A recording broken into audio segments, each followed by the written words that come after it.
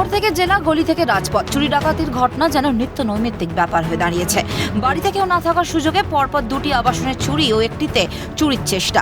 তালা ভাঙার শব্দে আবাসিকরা সজাগ হলে চম্পট দেয় দুষ্কৃতীরা। তাদের ঢোকা এবং বেরিয়ে যাওয়ার ছবি ইতিমধ্যেই ধরা পড়েছে সিসি ক্যামেরায়। ঘটনা বর্ধমানের রেনেসা উপনগরের। নিরাপত্তাহীনতায় ভুগছেন আবাসিকরা। এখানে আর কি চোরের হামলা হয়েছিল, তার মধ্যে 3টে বাড়িতে অলরেডি চুরি হয়ে গেছে আর 2টো বাড়িতে অলরেডি চুরি হয়েছে। 3 নম্বর বাড়িটা ভাঙার প্রচেষ্টা চলছিল, কিন্তু ভেঙে উঠতে পারেনি।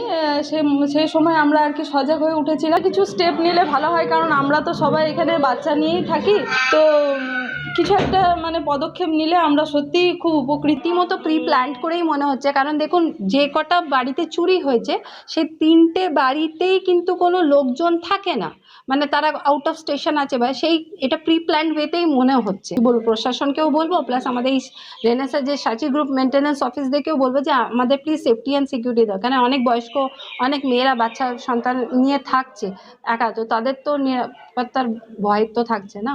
পুলিশ ও স্থানীয় সূত্রে খবর, রেনেসা উপনগরীর 10, 11 ও 12 নম্বর টাওয়ারের 2টি আবাসনের চুরি ও একটিতে চুরির চেষ্টা করা হয়। কয়েকদিন আগে কুম্ভ মেলায় গেছেন 10 নম্বর টাওয়ারের বাসিন্দা শ্রাবণী মল্লিক। সেই সুযোগে আবাসনের তালা ভেঙে ঢুকে সর্বস্ব লুট করে পালায় দুষ্কৃতীরা। পাশাপাশি 12 নম্বর টাওয়ারের বাসিন্দা মিষ্টু ভৌমিক ঘোষাল কর্মসূত্রে গিয়েছিলেন দুর্গাপুরে। বাড়িতে কেউ না থাকার সুযোগে তালা ভেঙে আবাসনে ঢুকে চুরি করে নিয়ে যায় নগদ 35,000 টাকা ও বেশ কয়েকটি রূপোর কয়েন।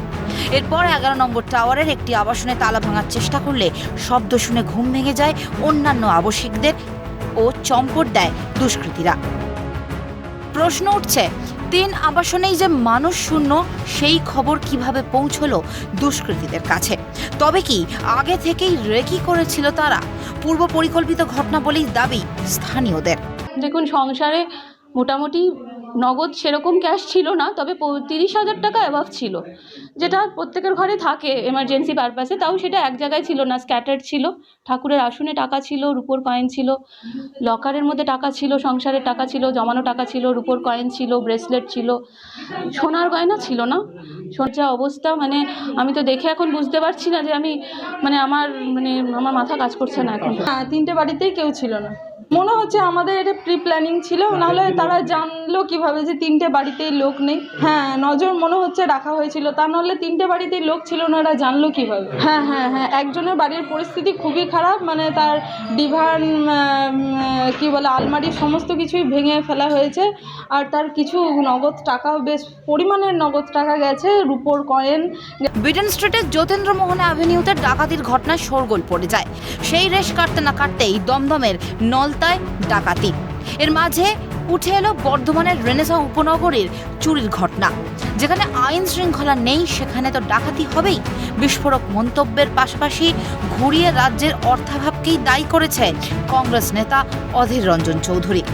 ডাকাতি তো হবেই, যেখানে আইন নাই, শৃঙ্খলা নাই, সেখানে ডাকাতি তো হবেই।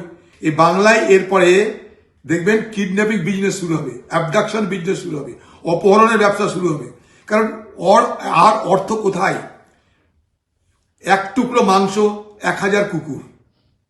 মাংস ভাগ নিয়ে মারামারি, জমি ভাগ নিয়ে মারামারি, সিন্ডিকেট নিয়ে মারামারি করতে করতে জায়গা সংকুচিত হয়ে যাচ্ছে। স্বাভাবিকভাবেই প্রশ্নের মুখে পুলিশ প্রশাসনের ভূমিকা।